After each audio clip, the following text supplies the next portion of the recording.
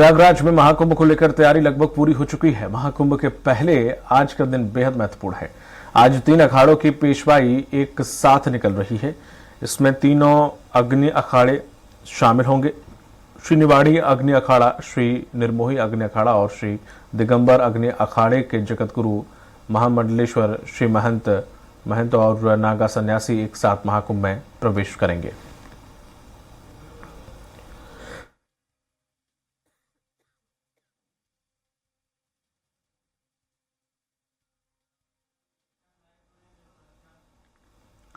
और अधिक जानकारी से आप हमारे साथ जुड़ गए हैं वरिष्ठ सहयोगी घनश्याम निशांत चौरसिया। घनश्याम, लगभग तैयारी पूरी हो गई है।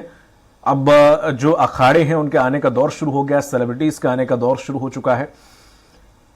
जिस तरह से जब महाकुंभ की शुरुआत होगी, कौन कौन से अखाड़े इसमें प्रवेश करते हैं, कैसे इन अखाड़ों की पेशवाई निकलती है, क्या कुछ होता है, और साथ ही साथ जो सेलिब्रिटीज पहुंच रहे हैं, पहला स्नान कब है, क्या कुछ और व्यवस्था, क्या कुछ रोचक और अलग है इस बार महाकुंभ में?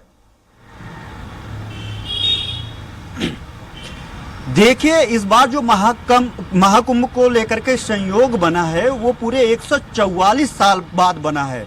12 महाकुंभ जब होता है, एक बार का जब कुंभ होता है तो वो बाद 6 साल 12 साल, अब 12 बार महाकुंभ होता है तो ये संयोग बनता है जो इस बार संयोग बना हुआ है महाकुंभ का। तो इसलिए भी बेहद महत्वपूर्ण है कि इस बार जो महाकुंभ है वो 144 साल के बाद इतना बेहद महत्वपूर्ण महाकुंभ है। और सबसे बड़ी बात है कि जो मौजूदा वक्त में सरकार है, योगी आदित्यनाथ की सरकार है, वो खास तौर पे धार्मिक स्थलों को, धार्मिक मामलों को लेकर के बेहद संजीदा रहती है। और ऐसे में इस ऐतिहासिक पल के लिए, विश्व के सबसे बड़े धार्मिक आयोजन के लिए उसने अपने सारे कोई कोर कसर नहीं छोड़ रहे हैं। सारे अपने जो पटल है उस पटल को व्यवस्थित करने में लगे हैं। मुख्यमंत्री योगी आदित्यनाथ कल अंतिम बार समीक्षा बैठक के लिए भी जाएंगे। इसके लिए आज की अगर हम बात करें तो आज कुंभ के पहले के लिए बेहद महत्वपूर्ण दिन है। आज तीनों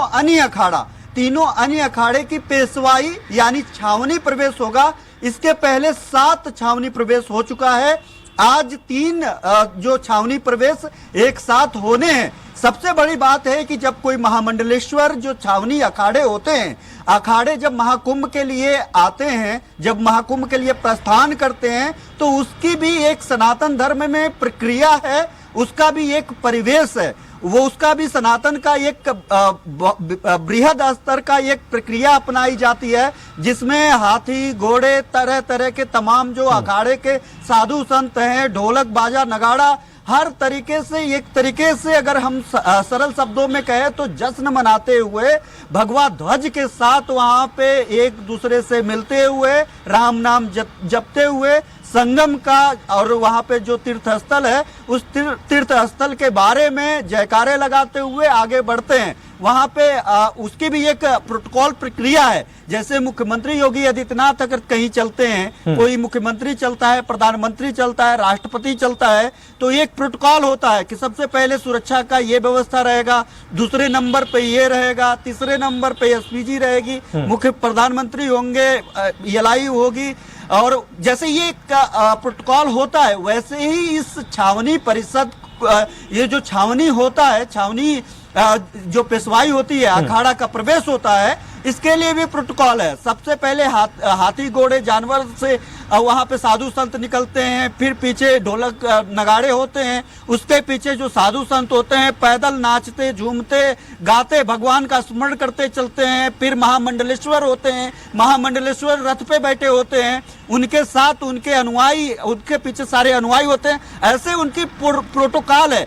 सबसे आगे, इन सबसे भी आगे अगर देखा जाए तो जो एक भगवा ध्वज होता है, उस भगवा ध्वज को ये लोग संकल्पित लेकर के चलते हैं, उसी के पीछे उनको रहना होता है और उसी के पीछे वो लोग छावनी प्रवेश करते हैं। 7 छावनी प्रवेश पहले हो चुका है 7 अखाड़ों का, 3 अन्य अखाड़े उसमें बेहद महत्वपूर्ण है कि आज अंतिम अगर देखा जाए तो अंतिम क्षणों में आज उनकी अखाड़े निकल रहे हैं। आज पूरा दिन अगर देखा जाए तो महाकुंभ को लेकर के जो संगम नगरी है वहां पे जश्न का माहौल होने वाला है। महज 2 से 3 दिन का वक्त बाकी है। 13 जनवरी को पहला शाही स्नान होगा और ऐसे में उसके पहले मुख्यमंत्री योगी आदित्यनाथ भी पहुंचे हुए हैं। लेकिन अभी से ही अलग अलग तस्वीरें, अभी आपने तमाम खबरों को दर्शकों को दिखाया, स्क्रीन पर तस्वीरें दिखाई, आप देख सकते हैं अलग अलग साधु संत अलग अलग वेशभूषा में, अलग अलग अगर देखा जाए तो कहते हैं ना कि हर 3 कोस में यहाँ पे जल बदलता है, यहाँ की स्थिति बदलती है, यहाँ का संस्कृति बदलती है। तो ऐसे ही लेकिन सब कुछ बदलती है, लेकिन जो सनातन की दूरी है वो नहीं बदलता है। और वो दूरी का केंद्र बिंदु इस समय जो प्रयागराज महासंगम महाकुंभ है और वहां पे अलग अलग लोग अलग अलग छवियों के साथ वहां पे पहुंच रहे हैं, अलग अलग तस्वीरें उकेर करके अपना जो सेंटिमेंट है उसको एक्सप्रेस कर रहे हैं। और वहां पे कोई राम राम से बड़ा कलाकृति तैयार कर रहा है, कोई पूरे महाकाल को लेकर के संगम तट पे पहुंचा हुआ है। महाकाल से महाकुंभ तक का सफर महज 10 मिनट में करवा रहा है। और वहां पे तमाम ऐसे लोग हैं जो साधु संत, कोई किसी लिए प्रसिद्ध है, कोई किसी चीज के लिए प्रसिद्ध है, वो सभी लोग आज अपने धार्मिक नगरी में पहुंच रहे हैं। उनके लिए ये जो हर्षोल्लास है, ये जो अवसर है, वो जिंदगी में कभी कभार मौका मिलता है। ये लोग बेसब्री से इंतजार करते हैं जब अपने आप को संगम तट पे माँ गंगा किनारे पे वहां पे जहाँ पे संगम होता है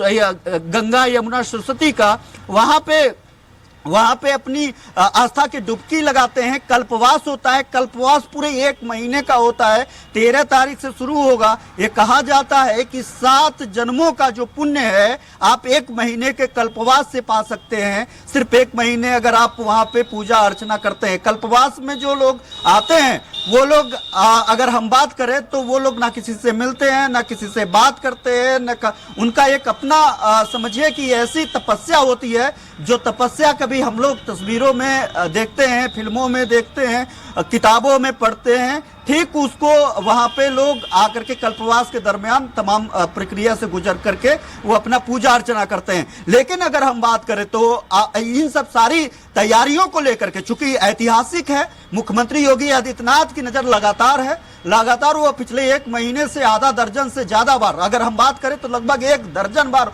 होने को है जब मुख्यमंत्री योगी आदित्यनाथ प्रयागराज दौरे पे जाएंगे। कल मुख्यमंत्री योगी आदित्यनाथ का बेहद महत्वपूर्ण दौरा है और 6 घंटे तक रहेंगे। सबसे बड़ी बात है कि महाकुंभ को लेकर के जो मीडिया सेंटर है उसका भी लोकार्पण करेंगे, उत्तर प्रदेश पवेलियन का लोकार्पण करेंगे, 6 कॉरिडोर का लोकार्पण करेंगे, साधु संत सभी अखाड़ों के साधु संतों से मुलाकात करेंगे। इसके अलावा अगर हम बात करें तो जल पुलिस के बोर्ड से चल करके जल पुलिस के भी कार्यों की समीक्षा करेंगे सारे अधिकारियों के साथ।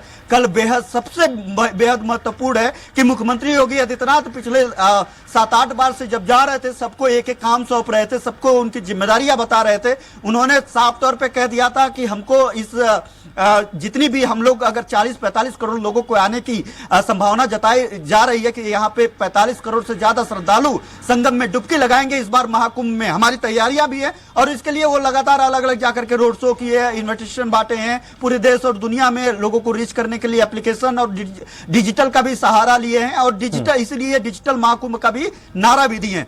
ऐसे में मुख्यमंत्री योगी आदित्यनाथ का क्या कहना है कि हम लोग 45 करोड़ संगम में आने वाले लोगों के लिए हम अनुमान लगाते हैं, लेकिन हम जो व्यवस्था करेंगे वो 60 करोड़ लोगों का करेंगे। जिस दिन शाही स्नान होगा, जिस दिन स्नान होगा उस दिन अगर 10 करोड़ लोग आते हैं तो हम सीधे 20 करोड़ लोगों की व्यवस्था करेंगे, ताकि जो पूर्व में महाकुंभ के कुंभ के समय अगर जो भी समस्याएं हैं उस समस्याओं से फिर से 2-4 ना होना पड़े। इसको लेकर के मुख्यमंत्री योगी आदित्यनाथ कल वहां पे पहुंचेंगे और कल लगभग 1 दर्जन से ज्यादा कार्यक्रमों में हिस्सा लेंगे और लोगों से मुखातिब होंगे और 13 जनवरी से शुरू होने वाले इस सबसे बड़े विश्व के सबसे बड़े धार्मिक आयोजन महाकुंभ को लेकर के अंतिम दिशा निर्देश देंगे।